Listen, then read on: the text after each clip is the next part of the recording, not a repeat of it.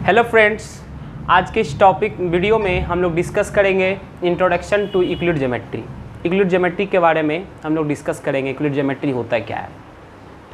जाइए इसको शुरू करने से पहले हम लोग इसकी कुछ हिस्ट्री के बारे में पढ़ते हैं। यूक्लिड ज्योमेट्री का हिस्ट्री क्या होता है।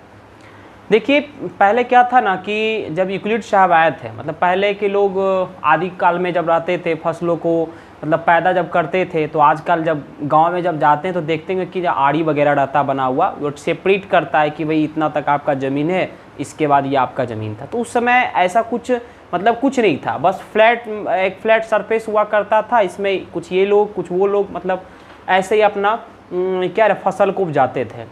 लेकिन कभी बाढ़ वगैरह जब आ जाता था थोड़ा सा प्रॉब्लम होने लगता था कि अब क्या करें, है ना।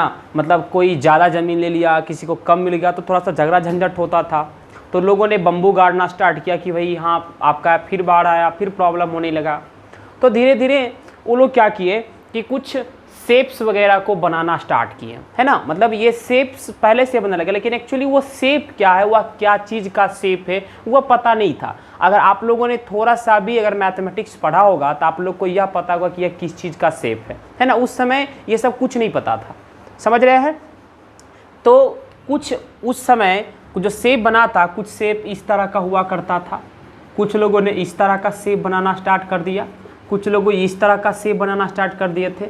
मतलब क्या था, ये शेप यह बताता है कि मतलब ये बाउंड्री हमारा हो गया, इसके अंदर का ज़मीन जो है ना, ये सारा ये प्लॉट मेरा है। इस तरह का वो प्लॉट उसमें बनाना स्टार्ट किए थे। मतलब लोगों को एक्चुअली ये पता नहीं था, बस ऐसे ही बस बना दिए थे।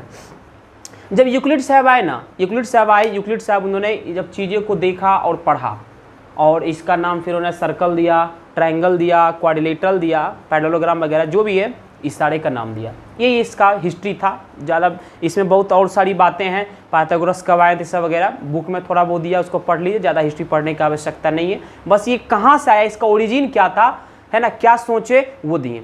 दूसरी बात आप जान लीजिएगा, कभी जो भी आपका 9th-10th में जो भी आपका ज्योमेट्री आप पढ़ रहे हैं वो आपका यूक्लिडियन ज्योमेट्री है। इवन 9th-10th की नहीं बात कर रहा हूँ, कि अभी तक 10 से पहले भी जितना भी हिस्ट्री आप पढ़े वो सारा का सारा यूक्लिडियन ज्योमेट्री है। आप लोग यूक्लिडियन ज्योमेट्री को आप पढ़ रहे हैं। इसमें अगर क्या डिफरेंस होता है और दूसरे ज्योमेट्री और यूक्लिडियन ज्योमेट्री में क्या डिफरेंस होता है, उसको मैं आपको क्लियर कर देना चाहता हूँ। जैसे कि आप एक प्लेन सरफेस है, आप प्लेन सरफेस पर एक ट्रायंगल को ड्रॉ कीजिए, और आप जानते हैं कि जो sum of the angles of a triangle is equals to 180 degree होता है। लेकिन आपके पास हेलमेट है, बाइक तो आप लोग चलाते ही होंगे, 9th में पढ़ रहे हैं तो ऑफकोर्स बाइक चलाते होंगे।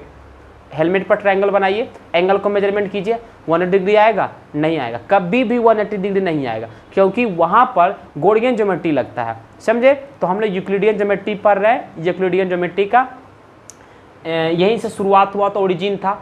अब आइए हम लोग अपने जो मेन टॉपिक है, हम लोग टॉपिक के ऊपर आते हैं।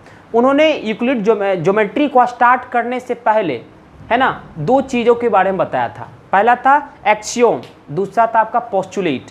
एक्सियोम क्या था, है ना, एक्सियोम की एक प्रकार का बेसिक फैक्ट था जिसकी प्रूफ की कोई आवश्यकता नहीं होती है, बस एक बेसिक फैक्ट है।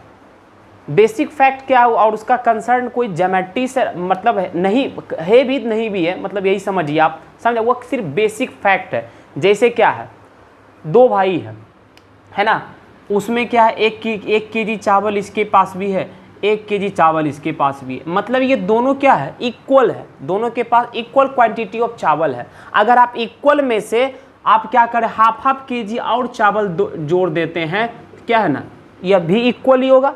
1 केजी पहले से ही है, आधा केजी आप इसको फिर से दे रहे हैं, मतलब 1.5 केजी दोनों का हो गया। मतलब आप इक्वल में आप अगर कुछ भी जोड़ दें, इक्वल क्वांटिटी को जोड़ते तो उसके ऊपर कोई फर्क नहीं पड़ता है। आप अगर 1 केजी आपके पास है, इसमें अगर हाफ केजी को आप अगर दोनों से मांग लेते हैं कि भाई मुझे ज़रूरत है हाफ केजी दे दो, तो फिर क्या हुआ, हाफ केजी ही बचा। अगर आप इक्वल में इक्वल को घटा देते हैं फिर भी कोई फ़र्क नहीं पड़ता है, इक्वल में इक्वल से गुना कर दो फिर भी फर्क नहीं पड़ता है, समझे। तो क्या ये सारे चीज़ें को कोई प्रूफ की आवश्यकता है? नहीं है। मतलब यह क्या एक प्रकार का प्रूवन स्टेटमेंट ही है, समझे। यही आपका क्या था, एक्सियोम था। इसी में देखिए, जैसे कि आप एक एग्जांपल लेते हैं, कुछ अगर हम ज्योमेट्री पर है, ज्योमेट्री में देते हैं, आपको पता है कि एक पॉइंट से इनफाइनाइट लाइन पास हो सकती है। क्या इसको कोई प्रूफ करने की आवश्यकता है? कुछ नहीं। जैसे कोई एक पॉइंट लीजिए, आप देख लीजिए, अब देखिए यहाँ यही पॉइंट से ये लाइन गया, ये लाइन दे दीजिए, ये लाइन दे दीजिए, ये लाइन, मतलब कहीं से भी आप क्या कर सकते, कोई भी लाइन को आप पास करा सकते हैं। मतलब एक लाइन से there are infinite line passes through one point, है ना, there are infinite line passes through one point, एक पॉइंट से इनफाइनाइट लाइन पास हो सकती है। यही आपका क्या था, एक्जियोम था। एक्जियोम के बाद हमारा जो नेक्स्ट आता है स्टेटमेंट, है ना। देखते हैं हम लोग स्टेटमेंट क्या होता है। स्टेटमेंट आपका हो गया कि जैसे कि आप कुछ भी वाक्य बोले, जैसे कि आप ले लीजिए कि राम एक लड़का है, ये क्या है, एक स्टेटमेंट है ना। राम एक लड़का, ये भी सिंपल क्या स्टेटमेंट है। अगर कोई आदमी इसको जज करता है कि राम सही में वास्तव में क्या लड़का है या फिर लड़की है, अगर इसको जज कोई कर लेता है तो वही बन जाता है स्टेटमेंट बनता है, समझे। जैसे कि अगर आप मैथमेटिक्स की भाषा में अगर बोलते हैं, sum of the interior angle of a triangle is equals to 180 degree, और यह एक स्टेटमेंट, अगर कोई आदमी इसको जज करे क्या यह स्टेटमेंट ट्रू है या फॉल्स है ना, तो क्या है, ट्रू है, तो ये आपका स्टेटमेंट होता है। स्टेटमेंट क्या होता है, जब कोई भी ऐसा सेंटेंस जिसको कि हम अगर जज करते हैं वह ट्रू है या फॉल्स है, वही आपका स्टेटमेंट होता है। ठीक है, तो आइए इसके डेफिनेशन को हम लोग लिखते हैं। यही पर है, a sentence which can be जज, इट कैन बी ट्रू और फॉल्स इज कॉल्ड स्टेटमेंट। जैसे कि आप बोलते हो the sum of the angles of a triangle is equals to 180 degree, यह आपका ट्रू स्टेटमेंट है ना।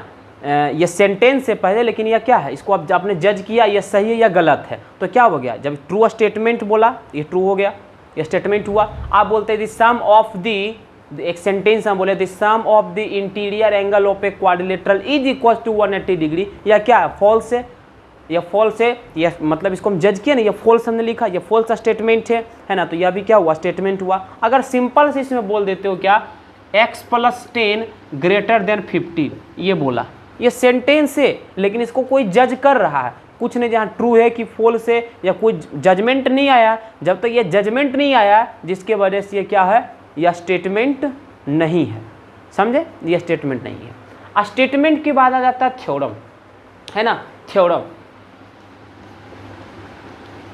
ये थ्योरम क्या होता है समझते हैं हम लोग। थ्योरम जैसे हम कोई स्टेटमेंट अभी हमने दिया ना, स्टेटमेंट हमने दिया, पहले एक सेंटेंस बोला, सेंटेंस हमने पढ़ा, सेंटेंस क्या होता है, सेंटेंस ग्रामर में आपने पढ़ा।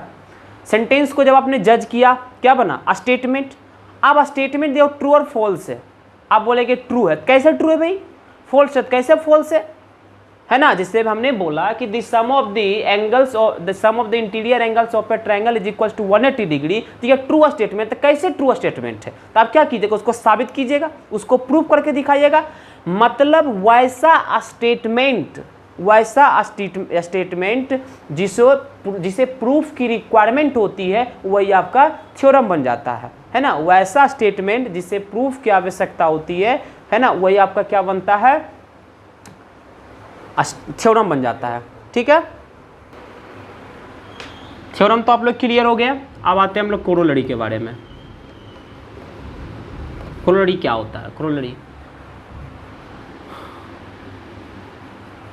देखिए कि वैसा स्टेटमेंट जिसकी सत्यता, जिसका ट्रूथ आप आसानी से उस थ्योरम से निकाल सकते हैं, वही आपका कोरोलरी हो जाता है। एक्चुअली यह बातें अभी यहाँ हजम नहीं होगी, है ना। जब इसके नेक्स्ट चैप्टर हमारा है लाइन्स एंड एंगल्स, बट अब जैसे अभी यही आपको समझना, जैसे वर्षा होती है, ये आपको समझना, वर्षा क्यों होती है उसे भी समझने की आवश्यकता नहीं है।